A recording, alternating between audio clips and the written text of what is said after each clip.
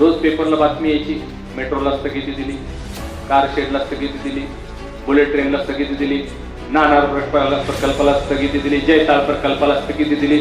म्हणजे पेपरला रोज यायचं की स्थगितीचं सरकार. विकसित भारतचं स्वप्न आपण कधी पाहिलं नव्हतं. विकसित भारत काय असतो हेच आपल्याला माहित नव्हतं. हे गरिबी हटाएंगे एवढ्यावरच आपलं होतं. परंतु प्रधानमंत्री मोदीजींनी विकसित भारतचं स्वप्न दाखवलं, नुसतं स्वप्न दाखवलं ना, ते सत्यात प्रत्यक्षात आणलं. एवढं विचारलंच पाहिजे आपण, कारण म्हणजे सांगण्यात येतो काय, खोटं बोलतात, फेक नरेटिव्ह सेट करतात, आश्वासनं देतात आणि लोकांना फसवतात. त्यांनी 68 वर्ष आपल्यावर राज्य केलेलं आहे, त्यामुळे त्यांना माहिती आहे या लोकांना कसं बोलवायचं, कसं फसवायचं. मी माझ्या पत्नीला सरस्वतीचं रूप मानतो. माझी बहीण लक्ष्मी आहे, माझी आई अन्नपूर्णा आहे. हे आम्हाला आमच्या लहानपणापासून आई वडिलांनी शिकवलेलं आहे.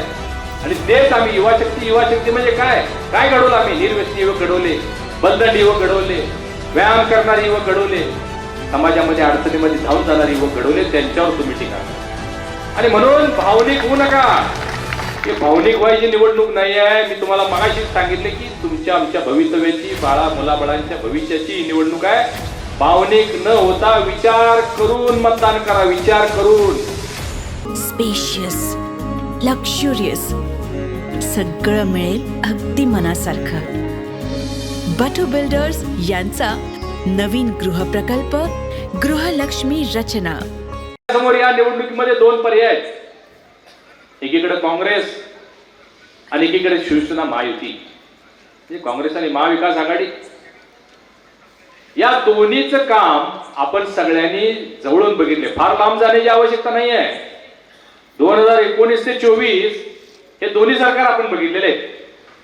पहिले 2.5 वर्ष महाविकास आघाडी आणि दुसरे 2.5 वर्ष आपलं महायुती. काय पाहिलं आपण महाविकास आघाडीच्या काळामध्ये? तुमच्या लक्षात असेल, कोविडचा काळ होता.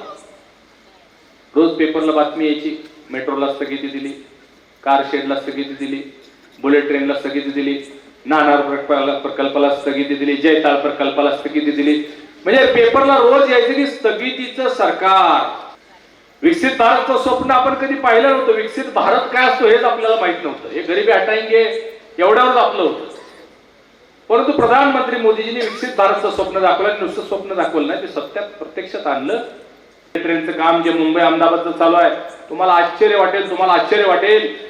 अशा पद्धतीचं काम चालू आहे. या 3-4 महिन्यामध्ये काम पूर्ण होतंय. जपानमध्ये ज्या पद्धतीनं बुलेट ट्रेन चालते त्या पद्धतीनं आमच्या मुंबईमध्ये बुलेट ट्रेन चालणार आहे. आज वंदे भारत सारखी रेल्वे, मी तुम्हाला मुद्दाम आपल्या कोल्हापूरच्या रेल्वे स्टेशनचं उदाहरण देत होतो. कोल्हापूरचं रेल्वे स्टेशन 103 वर्षापूर्वी छत्रपती शाहू महाराजांनी बांधलेलं. 103 वर्षापूर्वी. कधी त्या रेल्वे स्टेशनवर 100 रुपये खर्च झाला नाही. आज 44 करोड रुपये देत असताना अनेक नव्या रेल्वे दिल्या आणि वंदे भारत सारखी एक रेल्वे सुरू केलेली आहे. मुख्यमंत्री लाडकी बहीण योजना किती पॉप्युलर झाली आज तुमच्या लक्षात आहे का? बघा, ज्यावेळी ही योजना मुख्यमंत्री महोदयांनी सभागृहामध्ये घोषित केली त्यावेळी काँग्रेसचे लोक थय नाचायला लागले सभागृह. बंटी पाटील तर त्या बाकड्यावर उभारून नाचत होते. तुम्हाला अशी योजना देता येणार नाही, ही फसवी योजना आहे, हे निवडणुकीचा जुमला आहे. काय चाललं नाही सभागृहामध्ये. गेले गप तोंड खाली पाडून बाहेर आले. हायकोर्टमध्ये गेले. हायकोर्टमध्ये त्यांनी केस घातली आणि कोर्टाला सांगितलं की अशी योजना देता येणार नाही, राज्याची तिजोरी खाली होईल. हायकोर्टाने याचिका फेटाळून लावली. ते म्हणले ते राज्य आहे, राज्य सरकार आहे, तो त्यांचा निर्णय, त्यांना घेऊ दे. तर राहुल गांधी म्हणजे एक केसच आहे. तुम्ही बघता राहुल गांधीचं भाषण, तुम्हाला काय कळतंय का? मला तर काय कळालंच नाही आजपर्यंत काय बोलतात. लोकसभेला तुम्ही बघितलं, लोकसभेला तिने ते संविधान बदलणार. लोकांना वाटले काय खरं आहे का? 400 पार मध्ये संविधान बदलणार काय? लोक बोलले, लोक त्यांना साथ दिली. कमी याच्याला आपल्याला. राहुल गांधींनी महिलांना सांगितलं 4 जूनला मतमोजणी होणार आहे, 5 तारखेला तुमच्या खात्यामध्ये खटाखट 8,500 रुपये भरणार. सांगितलं का नाही? महिलेने पाळ्या लावून, लाईन लावून तिथं मतदान केलं. मतदान केंद्रावर जशी लाईन लावली तशी 5 तारखेला बँकेच्या समोर बी लाईन लावली. कुठले पैसे, कुठले काय आले का पुण्या खात्यावर? नाही आले असतील तर सांगा, आम्हाला आनंद आहे. आणि जर आले नसतील तर इथं काँग्रेसचे खासदार निवडून आलेले, ते जर उद्या गावात प्रचारला आले तर त्यांना विचारा कुठे आहेत आमचे 8,500 रुपये. विचारलं पाहिजे का नाही? इथं काँग्रेसचे खासदार आले ना. राहुल गांधींनी सांगितली, तुम्ही सांगितलं म्हणून आम्ही मतं दिली. आता आमच्या 8,500 कुठे एवढं विचारलंच पाहिजे आपण, कारण म्हणजे सांगण्याचा हेतू काय, खोटं बोलतात, फेक नरेटिव्ह सेट करतात, आश्वासनं देतात आणि लोकांना फसवतात. त्यांनी 68 वर्ष आपल्यावर राज्य केलेलं आहे, त्यामुळं त्यांना माहिती आहे या लोकांना कसं बोलवायचं, कसं फसवायचं. काल परवा मी एका फुलेवाडीच्या सभेत बघितलो, 3 दिवस झालं तेच चालू आहे.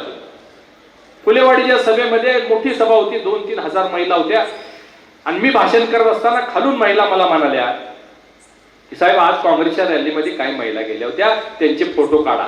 महिला म्हणल्या. मी भाषणात म्हणलो हा असं चालणार नाही, आपली योजना घेतायत तर फोटो काढा. दुसऱ्या महिला पाठीमागून म्हणल्या की अजून काही महिलांना लाभ मिळालेला नाही. मी म्हणलं अशा काय असतील तर महिला त्यांचे फोन नंबर घ्या, त्यांची नावं घ्या, आपण त्यांची व्यवस्था करू. बंटी पाटलांना लगेच दिलं, हे बघा धनंजय माडे कसा धमकी देतोय, फोटो काढा म्हणतोय, बंदोबस्त करतो म्हणतोय. मी बंदोबस्त हा शब्दच वापरला ना, व्यवस्था करतो म्हणजे लाभ नसेल त्या महिलांना द्यायचं. कारण आमचं सरकारी देना बँक आहे, लेना बँक नाही आहे. परंतु त्या वाक्याचा किती विपर्यास झाला. मी 1 तासाच्या आत नरके साहेब माफी मागितली, 1 तासाच्या आत. ते झाल्या तिथं सगळे चॅनलवाले बोललेले पेपर, कारण अनावधानं हसत खेळत महिलांचे इंटरॅक्शन करत असताना अनावधानं तोंडातून वाक्य गेलं होतं. मी माफी मागितली.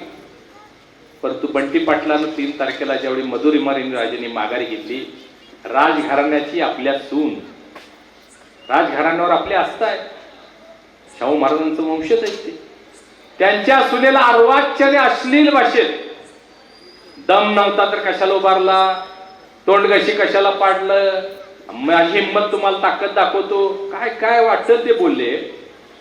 बंटी पाटलांनी माफी मागितली का? मागितली.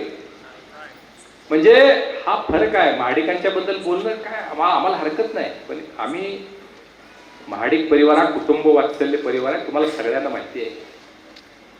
मी माझ्या पत्नीला सरस्वतीचं रूप मानतो, माझी बहीण लक्ष्मी आहे, माझी आई अन्नपूर्णा आहे. हे आम्हाला आमच्या लहानपणापासून आई वडिलांनी शिकवलेलं आहे आणि तेच आम्ही युवा शक्ती म्हणजे काय घडवलं आम्ही. निर्व्यसनी युवक घडवले, बलदंडी युवक घडवले, व्यायाम करणारे युवक घडवले, समाजामध्ये अडचणीमध्ये धावून जाणारे युवक घडवले. त्यांच्यावर तुम्ही टीका करता. यांनी सहकारामध्ये उत्कृष्ट काम केलेलं आहे.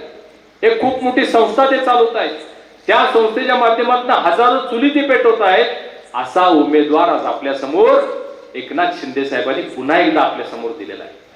आणि म्हणून भावनिक होऊ नका.